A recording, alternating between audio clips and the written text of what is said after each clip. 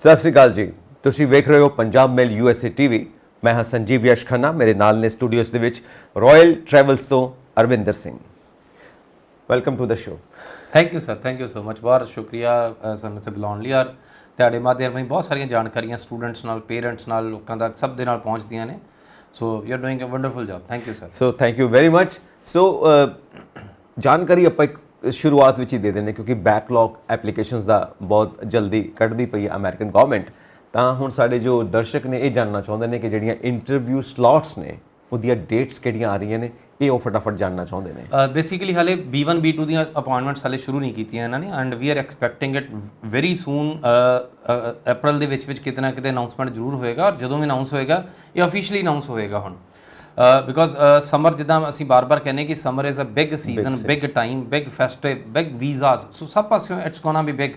ਸੋ ਇਸ ਕਰਕੇ ਸਮਰ ਦੇ ਵਿੱਚ ਵੀਜ਼ਾਸ ਬਹੁਤ ਦੇਣੇ ਹੁੰਦੇ। So ultimately time has come ਕਿ ਜਦੋਂ ਅਸੀਂ ਇੰਟਰਵਿਊਜ਼ ਦੀ ਗੱਲ ਕਰੀਏ, ਬਾਇਓਮੈਟ੍ਰਿਕਸ ਦੀ ਗੱਲ ਕਰੀਏ, ਤੇ ਉਹ ਆਉਣ ਵਾਲੀਆਂ ਨੇ। ਔਰ ਅਗਰ ਸਟੂਡੈਂਟਸ ਦੀ ਗੱਲ ਕਰੀਏ, ਸਟੂਡੈਂਟਸ ਲਈ ਇਹ ਰੈਗੂਲਰਲੀ ਮਿਲ ਰਹੀਆਂ ਨੇ। ਸਟੂਡੈਂਟਸ ਦੇ ਵਿੱਚ ਕੋਈ ਦਿੱਕਤ ਨਹੀਂ ਹੈਗੀ, ਕੋਈ ਹਿਕਅਪਸ ਨਹੀਂ ਹੈਗੇ। ਸਟੂਡੈਂਟਸ ਦੇ ਕੋਲ ਆਪਸ਼ਨ ਹੁੰਦੀ ਹੈ ਕਿ ਉਹ 5 ਕੌਂਸੂਲੇਟਸ ਵਿੱਚੋਂ ਕਿਤੇ ਵੀ ਜਾ ਸਕਦੇ ਨੇ, ਚਾਹੇ ਦਿੱਲੀ ਜਾ ਸਕਦੇ ਨੇ, ਬੰਬੇ, ਚੇਨਈ, ਦੈਨ ਹੈਦਰਾਬਾਦ ਹੈ। ਸੋ ਕਿਸੇ ਪਾਸੇ ਵੀ ਜਾ ਸਕਦੇ ਆ। ਸੋ ਜਿਹੜੇ ਟੂਰਿਸਟ ਆ, ਟੂਰਿਸਟ ਦੇ ਕੋਲ ਲਿਮਿਟੇਸ਼ਨ ਹੁੰਦੀਆਂ ਕਿ ਉਹਨਾਂ ਨੇ ਆਪਣੇ ਕੌਂਸੂਲੇਟ ਦੇ ਨਾਲ ਹੀ ਜਾਣਾ ਹੁੰਦਾ। ਔਰ ਸਭ ਤੋਂ ਵੱਧ ਐਪਲੀਕੇਸ਼ਨ ਜਿਹੜੀਆਂ ਨੇ ਦਿੱਲੀ ਕੌਂਸੂਲੇਟ ਦੇ ਕੋਲ ਜਾਂਦੀਆਂ ਨੇ, ਜਿਹੜੀਆਂ B1 B2 ਦੀਆਂ ਨੇ। ਸੋ ਇਸ ਕਰਕੇ we are expecting it very soon. ਔਰ ਜਿਹੜੀਆਂ ਇਮੀਗ੍ਰੈਂਟਸ ਦੀਆਂ ਕੇਸਿਸ ਨੇ ਉਹਨਾਂ ਦੀਆਂ ਅਪਾਇੰਟਮੈਂਟਸ ਨਹੀਂ ਆ ਰਹੀਆਂ, ਬਟ ਉਹਨਾਂ ਨੂੰ ਅਸੀਂ ਇੱਕ ਇੱਕ ਕਰਕੇ ਅਸੀਂ ਸੋਰਸ ਕਰ ਰਹੇ ਹਾਂ, ਔਰ ਉਹ ਵੀ ਕੇਸਿਸ ਸਕਸੈਸਫੁਲ ਹੋ ਰਹੇ ਨੇ। So immigrant cases, non immigrant cases. So almost ਇਹ ਵਾਲਾ ਸੀਜ਼ਨ ਜਿਹੜਾ ਸਭ ਦੇ ਲਈ ਚੰਗਾ ਸਮਾਂ ਲੈ ਕੇ ਆ ਰਿਹਾ। Very nice. ਸੋ ਸਾਡੇ ਵੀਵਰਸ ਬੜੇ ਖੁਸ਼ ਹੋ ਗਏ ਹੋਣਗੇ ਕਿਉਂਕਿ ਉਹਨਾਂ ਦੀਆਂ ਐਪਲੀਕੇਸ਼ਨਸ ਨੂੰ ਬਹੁਤ ਜਲਦੀ ਡੇਟਸ ਮਿਲਣ ਵਾਲੀਆਂ ਨੇ। ਸੋ ਗੈਟ ਰੈਡੀ, ਜਲਦੀ ਇੰਟਰਵਿਊ ਦੀ ਡੇਟਸ ਤੁਹਾਡੇ ਸਾਹਮਣੇ ਹੋਣਗੀਆਂ। ਸੋ ਗੱਲ ਇਹ ਹੈ ਕਿ ਅਰਵਿੰਦਰ ਜੀ ਕਿ ਬਹੁਤ ਲੋਕ ਜਾਂਦੇ ਨੇ USA ਸਟੱਡੀ ਵਾਸਤੇ। ਹੋਰ ਵੀ ਕੰਟਰੀਜ਼ ਨੇ ਜਿੱਥੇ ਜਾਇਆ ਜਾ ਸਕਦਾ, ਪਰ USA ਨੂੰ ਪ੍ਰੈਫਰ ਕਰਦੇ ਨੇ ਸਾਡੇ ਮੋਸਟਲੀ ਇੰਡੀਅਨਸ, ਪੰਜਾਬੀਜ਼ ਉੱਥੇ ਜਾਂਦੇ ਨੇ। Why USA? ਕਿਉਂਕਿ ਉਹ ਹੱਬ ਬਣਿਆ ਹੋਇਆ ਸਾਡੇ ਵਾਸਤੇ ਐਜੂਕੇਸ਼ਨ ਦਾ। ਫਸਟ ਨੰਬਰ ਤੇ ਆਉਂਦਾ ਹੈ ਚਾਈਨਾ, ਸੈਕਿੰਡ ਤੇ ਅਸੀਂ ਆਉਂਦੇ ਹਾਂ। ਸੋ ਨਹੀਂ, ਅਸੀਂ ਬੇਸਿਕਲੀ ਆਊਟ ਨੰਬਰ ਹੋ ਗਏ ਹੁਣ ਚਾਈਨਾ ਤੋਂ। ਵੀ ਕ੍ਰਾਸਡ ਇਟ। ਸੋ ਅਲਟੀਮੇਟਲੀ ਜਿਹੜੀ ਸਾਡੀ ਕਮਿਊਨਿਟੀ ਹੈ ਹੁਣ it is out number in terms of visas. Visa ਸਾਨੂੰ ਵੱਧ ਮਿਲ ਰਹੇ ਨੇ ਇਸ ਸਮੇਂ ਦੇ ਵਿੱਚ। ਔਰ ਸੰਜੀਵ ਜੀ 3-4 ਕਾਰਨ ਨੇ ਜਿਹੜਾ US ਹਮੇਸ਼ਾ ਪ੍ਰੈਫਰਡ ਰਹਿੰਦਾ ਹੈ। ਦੇਖੋ, ਕੈਨੇਡਾ ਦੀ ਇੱਕ ਪਰਟੀਕੂਲਰ ਇੱਕ ਕਲਾਸ ਹੈ ਕਿ ਕੈਨੇਡਾ ਦੇ ਵਿੱਚ +2 ਵਾਲਾ ਸਟੂਡੈਂਟ ਹੈ, 6 ਬੈਂਡ ਵਾਲਾ ਆ, ਸਿਰਫ ਉਹੀ ਇੱਕ ਸੋਰਸ ਕਰ ਸਕਦਾ ਹੈ ਜਿਹੜਾ ਕੈਨੇਡਾ ਨੂੰ। ਔਰ ਕੈਨੇਡਾ 'ਚ ਉਹਨਾਂ ਲਈ ਵੀਜ਼ਾ ਆਸਾਨ ਨੇ। ਸੋ ਜਿਹੜੀਆਂ ਐਪਲੀਕੇਸ਼ਨਸ ਇਸ ਫਰੇਮ 'ਚ ਨਹੀਂ ਆਉਂਦੀਆਂ, ਉਹ ਸਾਰੀਆਂ ਐਪਲੀਕੇਸ਼ਨਸ US ਲੈ ਲੈਂਦਾ ਹੈ। ਸੋ ਅਲਟੀਮੇਟਲੀ ਇੱਕ ਬਿਗ ਚੰਕ, ਕਾਫੀ ਵੱਡਾ ਚੰਕ ਹੁੰਦਾ ਹੈ। ਔਰ ਫਿਰ ਦੂਸਰੀ ਗੱਲ, ਪੂਰੇ ਦਾ ਪੂਰਾ ਇੰਡੀਆ, ਇਕੱਲਾ ਪੰਜਾਬ ਨਹੀਂ। ਬਿਕੋਜ਼ ਕੈਨੇਡਾ ਦੀਆਂ ਜਿਹੜੀਆਂ 60% ਐਪਲੀਕੇਸ਼ਨਸ ਆ ਇਕੱਲੀਆਂ ਪੰਜਾਬ ਤੋਂ ਜਾਂਦੀਆਂ ਨੇ। ਸੋ ਅਗਰ ਕੈਨੇਡਾ ਲੱਖ ਵੀਜ਼ਾ ਦੇ ਰਿਹਾ, ਸਮਝ ਲਓ ਕਿ 60% ਜਿਹੜੇ ਨੇ ਉਹ ਇਕੱਲੇ ਪੰਜਾਬ ਦੇ ਐਪਲੀਕੈਂਟਸ ਨੇ। ਸੋ ਵੇਅਰਐਸ US ਵਿੱਚ ਤਕਰੀਬਨ ਪੂਰੇ ਦਾ ਪੂਰਾ ਇੰਡੀਆ ਦੀ ਪਾਰਟਿਸਪੇਸ਼ਨ ਹੈ।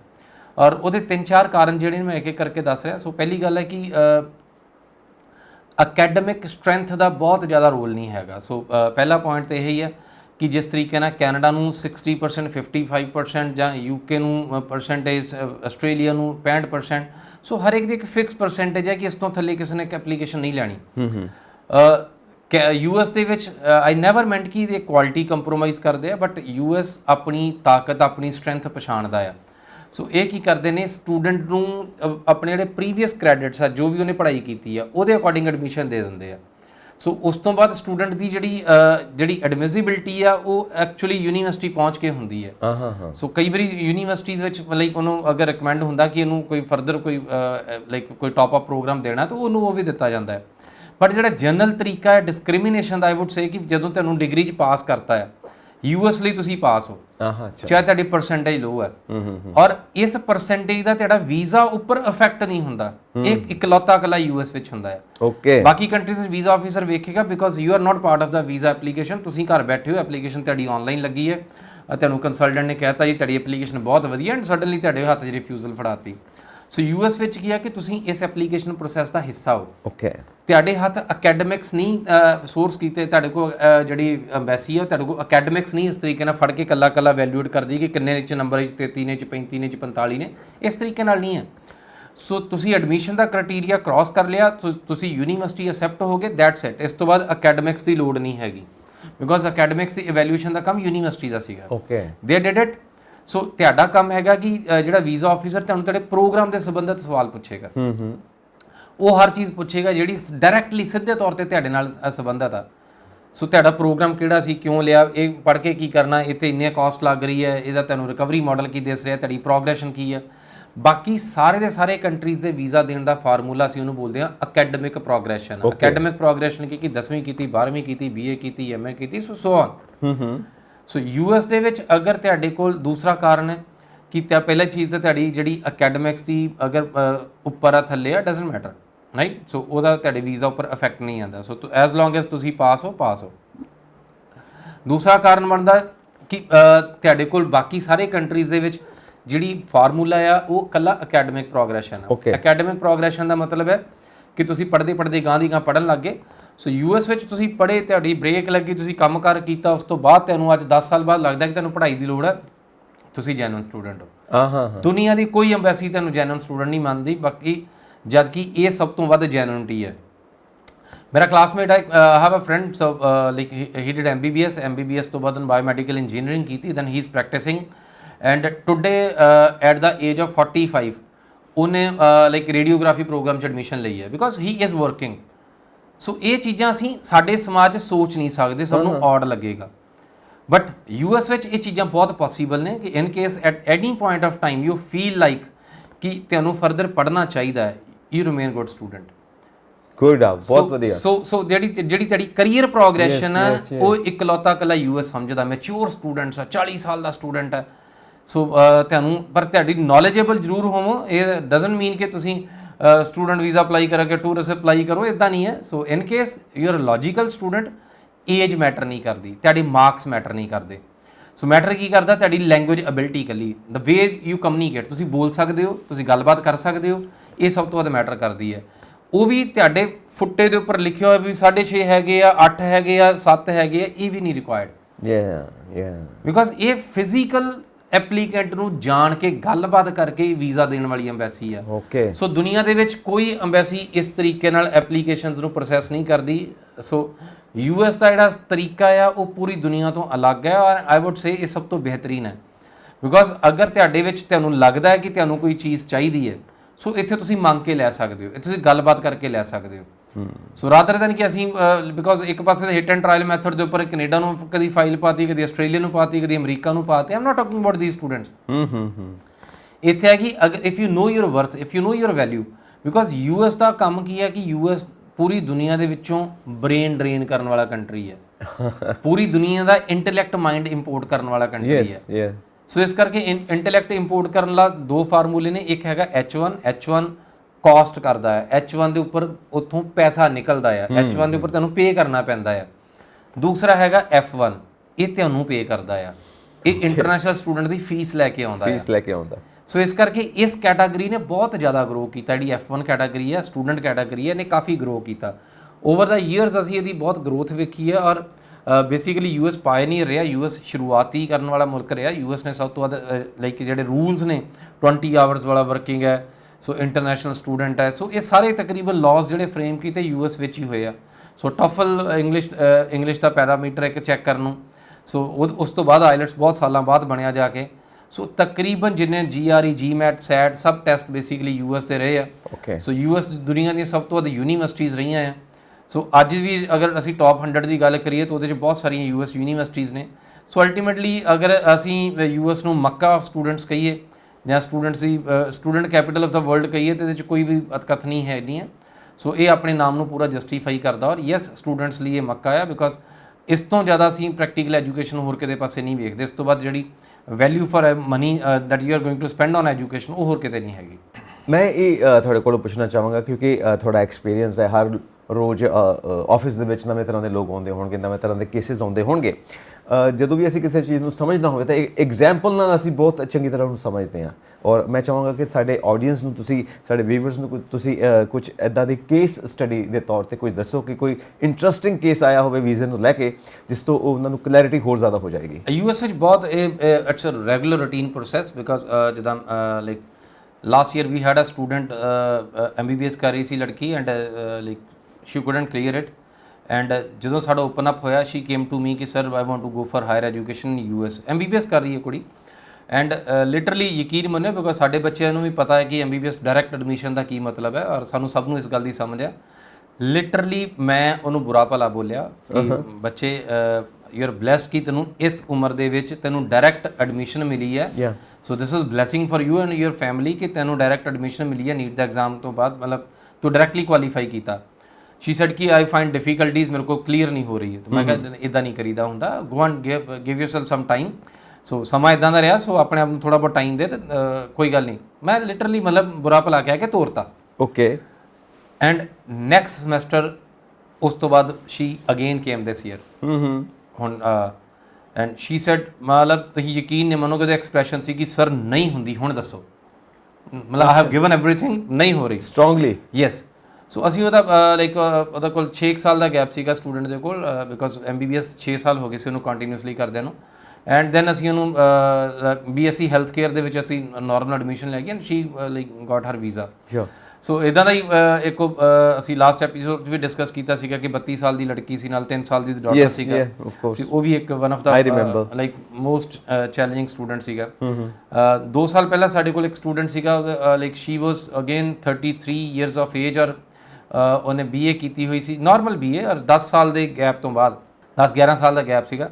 ਐਂਡ ਅਸੀਂ ਅਪਲਾਈ ਕੀਤਾ ਔਰ ਯਕੀਨ ਮੰਨੋ ਜਿਹੜੀਆਂ ਪ੍ਰੋਗਰੈਸ਼ਨਸ ਅਸੀਂ ਐਮਬੈਸੀ ਭੇਜਦੇ ਹਾਂ ਸਟੂਡੈਂਟਸ ਨੂੰ ਪ੍ਰਿਪੇਅਰ ਕਰਕੇ, ਲਿਟਰਲੀ ਵੀਜ਼ਾ ਆਫਿਸਰ ਨਾਲ ਗੱਲਬਾਤ ਕਰਦੇ ਉਹਨੇ ਇਹ ਕਿਹਾ ਕਿ ਵੀ ਮੈਨੂੰ ਇੱਕਦਮ ਮੇਰੀਆਂ ਅੱਖਾਂ ਖੁੱਲੀਆਂ ਕਿ ਮੈਨੂੰ ਹੁਣ ਪੜ੍ਹਨਾ ਚਾਹੀਦਾ। ਓਕੇ।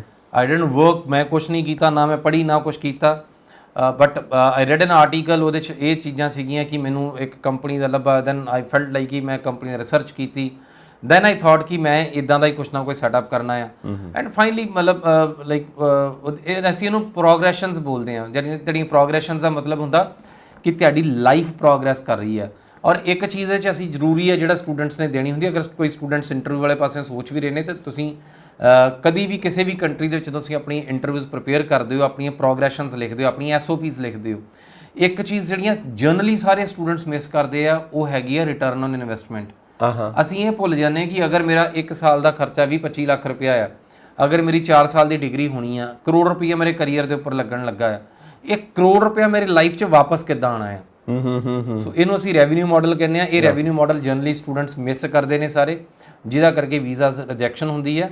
ਸੋ ਅਗਰ ਤੁਸੀਂ ਇਸੇ ਚੀਜ਼ ਨੂੰ ਅੱਜ ਰੈਵਨਿਊ ਮਾਡਲ ਬਣਾ ਲਓ ਇੱਕ ਇਹਦਾ ਕੋਈ ਨਾ ਕੋਈ ਕਿ ਯੈਸ, ਔਰ ਜਨਰਲੀ ਜਿਹੜੇ ਸਟੂਡੈਂਟਸ ਫੇਲ ਹੁੰਦੇ ਨੇ ਜਨਰਲੀ ਉਹਦਾ ਸਭ ਤੋਂ ਜਦੋਂ ਸਟੂਡੈਂਟ ਸਰਚ ਕਰਦੇ ਆ ਸਭ ਤੋਂ ਰਟਿਆ ਜਵਾਬ ਆ I will come back to India, I will find a good job in MNC multinational company में जॉब करूँगा। और like suddenly I ask students की man like how much do you expect you are going to earn in MNC, कि कितनी तनख्वाह लगूगी? 50,000 लग जूगी, ਲੱਖ ਰੁਪਇਆ ਲੱਗ ਜੂਗੀ। ਸਪੋਜ਼ ਲੱਖ ਰੁਪਇਆ ਵੀ ਲੱਗ ਗਈ ਤੇ ਉਹ ਜਿਹੜਾ ਕਰੋੜ ਰੁਪਇਆ ਖਰਚਾ ਅਸੀਂ ਦਿਖਾਇਆ ਐਮਬੈਸੀ ਨੂੰ ਕਿੰਨੇ ਸਾਲਾਂ 'ਚ ਪੂਰਾ ਹੋ ਰਿਹਾ? ਨੈਚੁਰਲੀ 10 ਇਅਰਸ ਲੱਗ ਜਾਣਗੇ, ਰਾਈਟ। ਸੋ ਸਾਡੇ ਕੋਲ ਇਹਨਾਂ ਚੀਜ਼ਾਂ ਦੇ ਜਵਾਬ ਨਹੀਂ ਹੁੰਦੇ ਕਿ ਜਿਹੜਾ ਮੈਂ ਪੈਸਾ ਖਰਚਿਆ ਹੀ ਆ ਉਹਦੀ ਇਕੱਲੀ ਵਾਪਸੀ 10 ਸਾਲ ਅਗਰ ਲੱਗ ਰਹੇ ਤੁਹਾਨੂੰ ਲੱਗਦਾ ਕਿ ਇਹ ਸਿਆਣੀ ਗੱਲ ਹੈ ਕਿ ਤੁਸੀਂ ਇਸ ਕੋਰਸ 'ਤੇ ਪੜ੍ਹਨ ਜਾਓ? ਨੋ। ਸੋ ਸਾਡੇ ਬਹੁਤ ਸਾਰੇ ਸਟੂਡੈਂਟ ਇਹ ਫੇਲ ਹੁੰਦੇ ਨੇ, ਉਹਦੇ ਕਾਰਨ ਇਹ ਹੈ। Last week we had a visa ਜਿਹਦੇ 'ਚ ਲੜਕੀ ਨੇ ਸ਼ੀ ਵਾਸ BCA MCA ਕਰ ਚੁੱਕੀ ਹੈ ਐਂਡ ਉਸ ਤੋਂ ਬਾਅਦ ਸ਼ੀ ਸੈਡ ਕਿ ਮੈਂ ਪ੍ਰੋਗਰਾਮ ਕਿਹੜਾ ਕਰਾਂ। We fit her in MBA and MBA ਦਾ ਕੁਰੀਕੁਲਮ ਬਿਲਕੁਲ ਹੀ ਅਲੱਗ ਹੋ ਜਾਂਦਾ ਬਾਕੀ ਸਾਰੇ ਪ੍ਰੋਗਰਾਮਸ ਦੇ ਨਾਲੋਂ।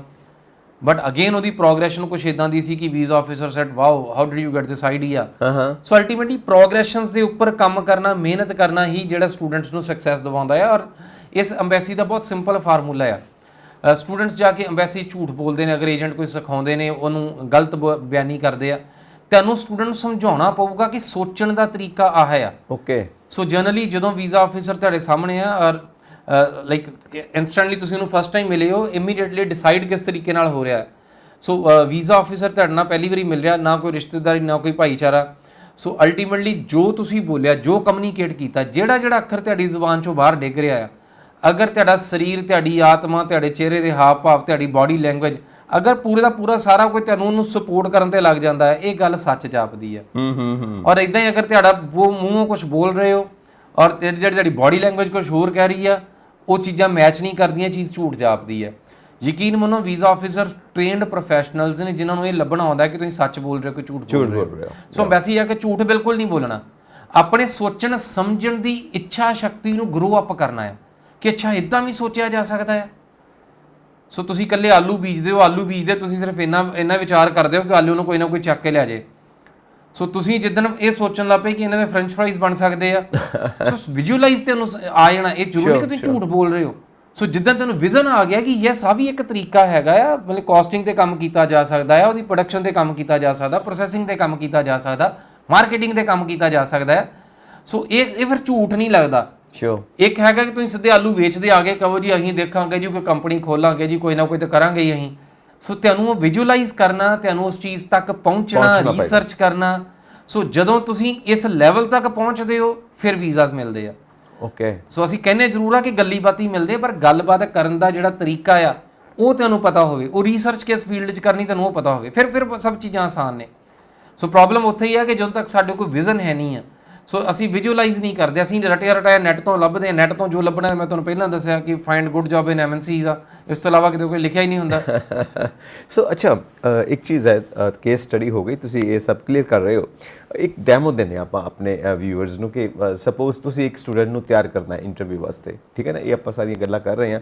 ਸੋ ਹਰ ਇੰਡੀਵਿਜੂਅਲ ਡਿਫਰੈਂਟ ਆ, ਉਹਨੂੰ ਡਿਫਰੈਂਟ ਤਰ੍ਹਾਂ ਦੀ ਟ੍ਰੇਨਿੰਗ ਦੇਣੀ ਪਏਗੀ ਤੁਹਾਨੂੰ, ਕਿਉਂਕਿ ਉਹ ਡਿਫਰੈਂਟ ਰੀਜ਼ਨਸ ਨੇ ਉਹਦੇ। ਸੋ ਇੱਕ ਆਪਾਂ ਐਗਜ਼ਾਮਪਲ ਲੈਂਦੇ ਹਾਂ, ਇੱਕ ਡੈਮੋ ਦਿੰਦੇ ਹਾਂ ਕਿ ਆਪਣੇ ਆਡੀਅנס ਨੂੰ ਕਿ ਕਿਸ ਤਰ੍ਹਾਂ ਇੱਕ ਤੁਸੀਂ ਇੰਟਰਵਿਊ ਵਾਸਤੇ ਤਿਆਰ ਕਰਨਾ ਹੈ। ਸਪੋਜ਼ ਤੁਸੀਂ ਇੱਕ ਕੈਂਡੀਡੇਟ ਨੂੰ ਤਿਆਰ ਕਰ ਰਹੇ ਹੋ। ਯੈਸ, ਮੈਨੂੰ ਪ੍ਰੋਫਾਈਲ ਦੱਸੋ, ਪਿੱਛੇ ਤਾਂ 2 ਮਿੰਟ ਲੱਗਣੇ ਆਪਾਂ ਨੂੰ। ਮੰਨ ਲਓ ਉਹ ਕੰਪਿਊਟਰ ਇੰਜੀਨੀਅਰਿੰਗ ਵਾਸਤੇ ਜਾ ਰਿਹਾ। ਨਹੀਂ, ਪਹਿਲਾਂ ਕੀ ਕੀਤਾ? ਬੇਸਿਕ ਐਜੂਕੇਸ਼ਨ ਜਿਹੜੀ ਪਲੱਸ 2 ਕੀਤੀ। ਕਾਹਦੇ 'ਚ ਕੀਤੀ? ਪਲੱਸ 2 ਮੰਨ ਲਓ ਇਹਦੇ 'ਚ ਕੀਤੀ, ਸਾਇੰਸ ਸਟੂਡੈਂਟ। ਰਾਈਟ। ਸੋ ਸਭ ਤੋਂ ਪਹਿਲਾਂ ਸ਼ੁਰੂਆਤ ਇੱਥੋਂ ਹੀ ਹੁੰਦੀ ਹੈ। ਸਟੂਡੈਂਟ ਨੂੰ ਇਹ ਪੁੱਛਿਆ ਜਾਂਦਾ ਕਿ ਕਾਕਾ ਜੀ ਇਹ ਫਲਾਨਾ ਕਿਉਂ ਪੜ੍ਹਿਆ ਸੀ? ਐਂਡ ਮੋਸਟ ਆਫ ਸਟੂਡੈਂਟਸ ਉਹਨਾਂ ਜਵਾਬ ਦਿੰਦੇ ਕਿ because I like it, because I had ਕੀਨ interest in it. So again ਸਾਡੀ ਕਰੀਅਰ ਪ੍ਰੋਗਰੈਸ਼ਨ ਨੂੰ ਪੁਆਇੰਟ ਨਹੀਂ ਕਰਦੇ ਉਹ।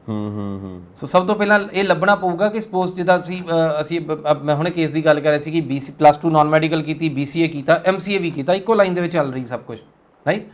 ਸੋ ਫਾਈਨਲੀ ਹੁੰਦਾ ਕਿ ਇਹ ਕਿਉਂ ਰੱਖਿਆ ਸੀ? ਸੋ ਸਟੂਡੈਂਟ ਦਾ ਸਾਇੰਟੀਫਿਕ ਟੈਂਪਰਾਮੈਂਟ ਆ, ਸ਼ੋਰ, ਕਿ ਉਹ ਲੌਜੀਕਲ ਸਟੂਡੈਂਟ ਆ, ਸੋ ਇਸ ਕਰਕੇ ਸਾਇੰਸਿਸ ਰੱਖੀ ਹੈ। ਸੋ ਪਲੱਸ 2 ਬੇਸਿਕ ਐਜੂਕੇਸ਼ਨ ਆ। ਪਲੱਸ 2 ਤੋਂ ਬਾਅਦ ਤੈਨੂੰ ਕੋਈ, ਅਸੀਂ ਜਿੱਦਾਂ ਬਹੁਤ ਸਾਰੇ ਏਜੰਟਸ ਕਨਫਿਊਜ਼ ਕਰਦੇ ਆ ਕਿ ਤੁਸੀਂ ਪ੍ਰੋਗਰਾਮ ਗਲਤ ਚੂਜ਼ ਕਰ ਲਿਆ, ਤੁਹਾਡਾ ਪ੍ਰੋਗਰਾਮ ਲਾਈਨ 'ਚ ਨਹੀਂ ਹੈ ਕਿਸੇ। ਪਲੱਸ 2 ਜਸਟ ਬੇਸਿਕ ਐਜੂਕੇਸ਼ਨ ਆ, ਉਸ ਤੋਂ ਬਾਅਦ ਤੁਸੀਂ ਕਿਸੇ ਵੀ ਬ੍ਰਾਂਚ ਵਿੱਚ, ਕਿਸੇ ਵੀ ਫੀਲਡ 'ਚ, ਕਿਸੇ ਪਾਸੇ ਨੂੰ ਜਾ ਸਕਦੇ ਹੋ। ਔਰ ਖਾਸ ਕਰਕੇ ਇਹਨਾਂ ਮੁਲਕਾਂ ਦੇ ਵਿੱਚ, US ਕੈਨੇਡਾ ਵਿੱਚ ਤੁਸੀਂ ਜਾ ਕੇ further you can find ways ਕਿ ਤੁਸੀਂ ਇੱਕ ਪਾਸੋਂ ਟਰਨ ਲੈ ਕੇ ਦੂਸਰੇ ਪਾਸੋਂ ਜਾ ਕੇ, ਲਾਈਕ ਤੁਸੀਂ ਨਰਸਿੰਗ ਤੋਂ ਲੈ ਕੇ ਨਰਸਿੰਗ ਸਟਾਰਟ ਕੀਤਾ, so you can end up being a doctor. So ਤੁਸੀਂ ਕਿਸੇ ਪਾਸੇ ਨੂੰ ਐਕਸਪਲੋਰ ਕਰ ਸਕਦੇ ਹੋ। ਸੋ ਇੱਥੇ ਸਭ ਤੋਂ ਪਹਿਲਾਂ ਤੁਹਾਡੀ ਕਿਉਰਿਓਸਿਟੀ ਹੈ ਕਿ ਤੁਸੀਂ ਕਿਉਰਿਓਸਿਟੀ ਇਸ ਪਾਸੇ ਨੂੰ ਤੁਰੇ ਕਿਉਂ। ਸਪੋਜ਼ ਨਾਨ ਮੈਡੀਕਲ ਕੀਤਾ, ਉਸ ਤੋਂ ਬਾਅਦ BCA ਕਰ ਲਈ। ਸੋ ਨੈਕਸਟ ਕੁਐਸਚਨ ਹੁੰਦਾ ਕਿ BCA ਕਿਉਂ ਕੀਤੀ ਸੀ? Okay, right. BCA ਕੀਤੀ ਸੀ ਬਿਕੋਜ਼ ਮੈਨੂੰ ਕੰਪਿਊਟਰ ਐਪਲੀਕੇਸ਼ਨ ਦਾ ਸ਼ੌਂਕ ਸੀ, ਮੈਨੂੰ ਕੰਪਿਊਟਰ ਬਹੁਤ ਚੰਗਾ ਲੱਗਦਾ ਸੀ। ਨਹੀਂ, ਕਰੀਅਰ ਵਾਈਜ਼ ਕਿਸ ਤਰੀਕੇ ਨਾਲ, ਰਾਈਟ। ਕਰੀਅਰ ਵਾਈਜ਼ ਕਿ ਮੈਨੂੰ ਪ੍ਰੋਗਰਾਮਿੰਗ ਕਰਨੀ ਸੀ, ਮੈਂ ਇਹ ਸਿੱਖਣਾ ਸੀ, ਮੈਂ ਲਾਈਕ C++ ਸਿੱਖਣਾ ਸੀ, ਮੈਂ ਜਾਵਾ ਸਿੱਖਣਾ ਸੀ, ਮੈਂ ਡਾਟਾਬੇਸ ਸਿੱਖਣਾ ਸੀ, CRM ਸੋਲਿਊਸ਼ਨਸ ਬਣਾਉਣੇ ਸੀ। ਓਕੇ, ਹੁਣ ਬਣਾਉਣੇ ਆ ਗਏ, ਹਾਂ ਮੈਂ ਕਾਫੀ ਕਰ ਲੈਣਾ, ਦੈਨ ਕੰਮ ਕਿਉਂ ਨਹੀਂ ਕਰਦੇ? Okay, why you need further education? ਹਾਂ, ਨਹੀਂ ਮੈਨੂੰ ਲੱਗ ਰਿਹਾ ਕਿ ਮੈਂ ਹਾਲੇ ਨਾ ਕੈਪੇਬਲ ਨਹੀਂ ਹੈਗਾ, ਰਾਈਟ। ਫਰਦਰ ਸਟੱਡੀ ਚਾਹੀਦੀ ਆ, ਫਰਦਰ ਸਟੱਡੀ। ਅੱਛਾ, ਕਿਹੜੀ ਚਾਹੀਦੀ ਹੈ? ਉਹੀ ਸਟੱਡੀ ਇੰਡੀਆ ਦੇ ਵਿੱਚ ਅਵੇਲੇਬਲ ਹੈ, ਇਹ ਵਾਲੀ ਕਿਉਂ ਨਹੀਂ ਕਰਨੀ? Why USA? ਅੱਛਾ, ਉੱਥੇ ਹੀ ਕਿਉਂ ਕਰਨੀ ਹੈ? ਸੋ ਦੋਨਾਂ ਦੀ ਕਾਸਟ ਕੰਪੈਰੀਜ਼ਨ ਕੀ ਹੈ? ਸੋ ਇੱਥੇ ਖਰਚਾ ਕੀ ਆ, ਉੱਥੇ ਖਰਚਾ। ਸੋ ਬਹੁਤ ਸਾਰੇ ਪੈਰਾਮੀਟਰਸ ਨੇ, ਅਲਟੀਮੇਟਲੀ ਕੋਈ ਇੱਕ ਪੈਰਾਮੀਟਰ ਨਹੀਂ ਹੈਗਾ। ਸੋ ਇਸ ਚੀਜ਼ਾਂ ਤੋਂ ਸਮਝਣ ਬਾਅਦ ਸਟੂਡੈਂਟ ਨੂੰ ਰਿਸਰਚ ਕਰਨੀ ਪੈਂਦੀ ਹੈ ਕਿ ਮੇਰੇ ਕੋਲੋਂ ਪੁੱਛਿਆ ਕੀ ਜਾ ਸਕਦਾ। ਅਸੀਂ ਇੱਕ ਸਿਲੇਬਸ ਤਿਆਰ ਕਰਦੇ ਹਾਂ। ਓਕੇ, ਔਰ ਦੈਟ ਇਜ਼ ਅ ਰੀਜ਼ਨ ਕਿ ਵੀ ਗਿਵ ਗਾਰੰਟੀ। ਅਸੀਂ ਸਟੂਡੈਂਟ ਨੂੰ ਕਹਿ ਦਿੰਦੇ ਹਾਂ ਕਿ ਇੱਕ ਅੱਖਰ ਆਊਟ ਆਫ ਸਿਲੇਬਸ ਨਹੀਂ ਆਏਗਾ, ਬਿਕੋਜ਼ ਸਾਡੀ ਇਸ ਚੀਜ਼ ਤੇ ਰਿਸਰਚ ਬਹੁਤ ਜ਼ਿਆਦਾ ਹੈ। ਓਕੇ, ਸਟੂਡੈਂਟਸ ਅਲਟੀਮੇਟਲੀ ਜਿਹੜੇ ਫੇਲ ਹੋ ਕੇ ਵੀ ਸਾਡੇ ਕੋਲ ਆਉਂਦੇ ਨੇ, ਜਿਹਨਾਂ ਅਸੀਂ ਦੁਬਾਰਾ ਰੀਕਨਵਰਟ ਕਰਦੇ ਹਾਂ, ਉਹਨਾਂ ਦੇ ਸਭ ਤੋਂ ਵੱਧ ਕਾਰਨ ਇਹੀ ਆ ਕਿ ਸਟੂਡੈਂਟਸ ਨੂੰ ਜਿਹੜੀ ਪ੍ਰਪੇਅਰ ਕਰਨ ਦਾ ਤਰੀਕਾ ਨਹੀਂ ਪਤਾ ਹੁੰਦਾ। ਸੋ ਜਿੱਦਣ ਤੁਸੀਂ ਲੌਜੀਕਲ ਤਰੀਕੇ ਨਾਲ ਇਹ ਲੱਭਣ ਲੱਗ ਪਏ ਕਿ ਮੈਂ ਉੱਥੇ ਜਾ ਕੇ ਪ੍ਰੂਵ ਕੀ ਕਰਨਾ ਹੈ, ਉਦੋਂ ਤੁਹਾਨੂੰ ਚੀਜ਼ਾਂ ਸਮਝ ਲੱਗ ਜਾਏ ਕਿ ਸਟੂਡੈਂਟ ਸਿਰਫ ਇੰਨਾ ਨਹੀਂ ਪਤਾ ਲੱਗਦਾ ਕਿ ਮੈਂ ਅਲਟੀਮੇਟਲੀ ਵੀਜ਼ਾ ਆਫਿਸਰ ਨੂੰ ਜਾ ਕੇ ਪ੍ਰੂਵ ਕੀ ਕਰਨਾ ਹੈ। ਸੇਮ ਤਰੀਕੇ ਨਾਲ ਵੀਜ਼ਾ ਆਫਿਸਰ ਦੀ ਜੌਬ ਡਿਊਟੀ ਕੀ ਆ, ਉਹ ਮੇਰੇ ਕੁਐਸਚਨ 'ਚ ਮੇਰੇ ਕੇਸ ਵਿੱਚ ਮੇਰੇ ਚੋਂ ਲੱਭ ਕੀ ਰਿਹਾ ਆ, ਸ਼ੱਕ ਕਿਸ ਚੀਜ਼ ਤੇ ਕਰ ਰਿਹਾ ਆ, ਮੇਰੀਆਂ ਸਟਰੈਂਥ ਕੀ ਨੇ, ਮੈਂ ਕਿਸ ਚੀਜ਼ ਨੂੰ ਅਗਰ ਫੜਾਂ ਤੇ ਮੈਂ ਉਸ ਚੀਜ਼ ਬਾਰੇ ਲਾਈਕ ਵੀਜ਼ਾ ਆਫਿਸਰ ਮੇਰੇ ਤੇ ਕਾਬੂ ਨਹੀਂ ਪਾ ਸਕਦਾ।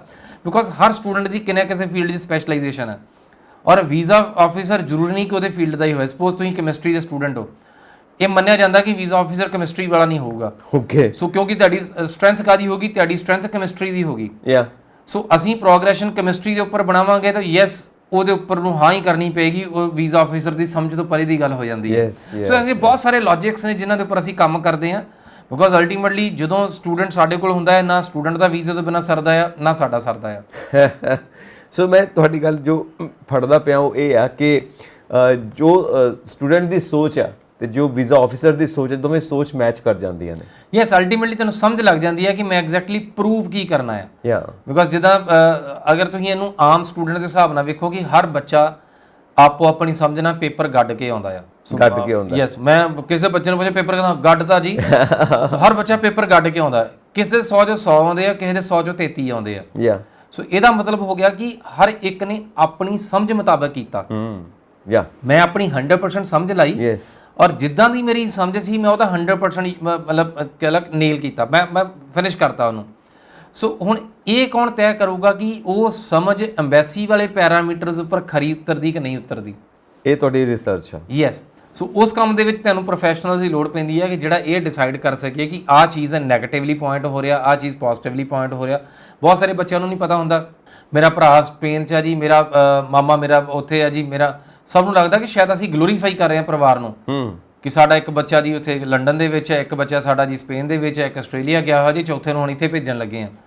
ਸੋ ਜਦੋਂ ਵੀਜ਼ਾ ਅਪਰੂਵ ਕਰਨਾ ਤੁਹਾਨੂੰ ਇਹ ਸਿੱਧ ਕਰਨਾ ਪੈਂਦਾ ਕਿ ਤੁਹਾਡੀਆਂ ਬਾਈਂਡਿੰਗ ਟਾਈਜ਼ ਆਪਣੀ ਜਗ੍ਹਾ ਦੇ ਨਾਲ ਆ। ਸੋ ਤੁਹਾਡੇ ਕਾਰੋਬਾਰ, ਤੁਹਾਡੇ ਪਰਿਵਾਰ ਸਭ ਇੱਥੇ ਨੇ, ਜਿਹਨਾਂ ਦੀ ਖਿੱਚ ਨਾਲ ਤੁਸੀਂ ਵਾਪਸ ਆਓਗੇ। ਸੋ ਪ੍ਰੂਵ ਕੁਛ ਕਰਨਾ ਹੁੰਦਾ, ਬੱਚੇ ਪ੍ਰੂਵ ਕੁਛ ਕਰਕੇ ਆਉਂਦੇ ਆ।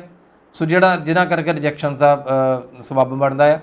ਔਰ ਕੁਝ ਚੀਜ਼ਾਂ ਹੈਗੀਆਂ ਜਿਹੜੇ ਕੰਸਲਟੈਂਟਸ ਨੇ, ਬੇਸਿਕਲੀ ਬਹੁਤ ਸਾਰੇ ਜਿਹੜੇ ਕੰਸਲਟੈਂਟਸ ਈਵਨ ਉਹਨਾਂ ਨੂੰ ਗਿਆਨ ਨਹੀਂ ਹੈ, ਕਿਉਂਕਿ ਹਰ ਕੋਈ ਐਪਲੀਕੇਸ਼ਨਸ ਭਰਦਾ ਹੈ ਜਿਸ ਤਰੀਕੇ ਨਾਲ ਅਸੀਂ ਯੂਕੇ ਨੂੰ ਭਰਤਾ, ਜਿਸ ਤਰੀਕੇ ਨਾਲ ਕੈਨੇਡਾ ਨੂੰ ਭਰਤਾ। ਬਿਕੋਜ਼ ਉਹ ਇਕੱਲੇ ਅਕੈਡਮਿਕ ਪ੍ਰੋਗਰੈਸ਼ਨ ਵੇਖਦੇ ਨੇ ਕਿ ਬੱਚੇ ਨੇ ਸੋਚਿਆ ਨਾ ਕੁਝ ਵੀ ਹੋਵੇ, ਬੱਚੇ ਨੇ 10ਵੀਂ ਕੀਤੀ, ਉਸ ਤੋਂ ਬਾਅਦ 12ਵੀਂ ਫਟਾਫਟ 12ਵੀਂ ਕੀਤੀ, ਦੀ BA ਫਟਾਫਟ BA ਕੀਤੀ, ਤੇ MA ਫਟਾਫਟ। ਸੋ ਉਹਨੂੰ ਸੋਚਣ ਦਾ, ਕੰਮ ਕਰਨ ਦਾ ਮੌਕਾ ਨਾ ਮਿਲੇ, ਇਹ ਬਾਕੀ ਕੰਟਰੀਜ਼ ਚਾਹੁੰਦੇ ਨੇ। ਓਕੇ। ਕਿ ਬੱਚਾ ਪੜ੍ਹਦਾ ਸਿੱਧਾ ਪੜ੍ਹਦਾ ਆਵੇ ਤਾਂ ਇੱਥੇ ਸਾਡੇ এনवायरमेंट 'ਚ ਰਹਿ ਕੇ ਕੈਨੇਡੀਅਨ ਹੋ ਕੇ ਤੇ ਰਾਤੋਂ ਰਾਤ ਕੈਨੇਡੀਅਨ ਵਰਕਫੋਰਸ ਦਾ ਹਿੱਸਾ ਬਣ ਜਾਵੇ। US ਦਾ ਥਾਟ ਪ੍ਰੋਸੈਸ ਹੈ ਕਿ ਇੱਥੇ ਜਦ ਤੱਕ ਤੁਹਾਨੂੰ ਇਹ ਨਹੀਂ ਸਮਝ ਆਉਂਦਾ ਕਿ ਮੈਂ ਪੜ੍ਹਾਈ ਕਰਨੀ ਕਿਉਂ ਆ, ਤਦ ਤੱਕ ਪੜ੍ਹਨ ਦਾ ਫਾਇਦਾ ਨਹੀਂ ਹੈਗਾ। ਡਨ। ਔਰ ਮੇਰਾ ਖਿਆਲ ਹੈ ਜਿਹੜੇ ਵੀਜ਼ਾ ਆਫੀਸਰਸ ਨੇ ਉਹ ਵੀ ਇਸ ਗੱਲ ਨੂੰ ਸਮਝਦੇ ਹੋਣਗੇ ਕਿ ਤੁਸੀਂ ਆਪਣੇ ਸਟੂਡੈਂਟਸ ਨੂੰ ਕਿੱਦਾਂ ਪ੍ਰੀਪੇਅਰ ਕਰਕੇ ਭੇਜਿਆ ਹੋਇਆ। ਉੱਥੇ ਲੱਖਾਂ ਦੀ ਤਾਦਾਦ ਵਿੱਚ ਆ ਉੱਥੇ, ਖੈਰ ਮਤਲਬ ਸਾਡੀ ਇੰਨੀ ਨਹੀਂ ਪਤਾ ਲੱਗਦਾ ਖੈਰ, ਬਟ ਸਟਿਲ ਜਿਹਨੇ ਵੀ ਐਪਲੀਕੇਸ਼ਨ ਜਾਂਦੀਆਂ ਨੇ ਉਹ ਲਾਈਕ ਸਾਡੇ ਨਾਮ ਦੇ ਉੱਪਰ ਜਾਂਦੀਆਂ ਨੇ। ਸੋ ਉਹਨੂੰ ਐਂਡੋਰਸ ਕਰਦੇ ਅਸੀਂ ਉਹਨਾਂ ਨੂੰ। ਸੋ ਅਰਵਿੰਦਰ ਜੀ, thank you very much for this wonderful talk. ਔਰ ਮੈਨੂੰ ਪਤਾ ਹੈ ਕਿ ਮੇਰੇ ਵੀਵਰਸ ਨੂੰ ਇਹ ਚੀਜ਼ ਬਹੁਤ ਫਰੂਟਫੁਲ ਰਹੇਗੀ ਤੇ ਉਹਨਾਂ ਨੂੰ ਵੀਜ਼ਾਸ ਬਿਲਕੁਲ ਤੁਹਾਡੇ ਕਹਿਣ ਦੇ ਮੁਤਾਬਿਕ ਮਿਲਣਗੇ। ਗੱਡ ਕੇ ਆਏ ਆ ਜੀ ਉੱਥੇ। ਸੋ ਥੈਂਕ ਯੂ ਸੋ ਮਚ ਜੀ। ਸ਼ੁਕਰੀਆ ਸਰ, ਸ਼ੁਕਰੀਆ। ਸੋ ਤੁਹਾਡਾ ਵੀ ਬਹੁਤ ਬਹੁਤ ਸ਼ੁਕਰੀਆ ਕਿ ਤੁਸੀਂ ਪੰਜਾਬ ਐਬਰੋਡ ਦਾ ਹਿੱਸਾ ਬਣਦੇ ਹੋ। ਹੋਰ ਅਪਡੇਟਸ ਦੇ ਲਈ ਵੇਖਦੇ ਰਹੋ ਪੰਜਾਬ ਮੇਲ USA TV। ਸਤਿ ਸ਼੍ਰੀ ਅਕਾਲ ਜੀ। ਸਤਿ ਸ਼੍ਰੀ ਅਕਾਲ।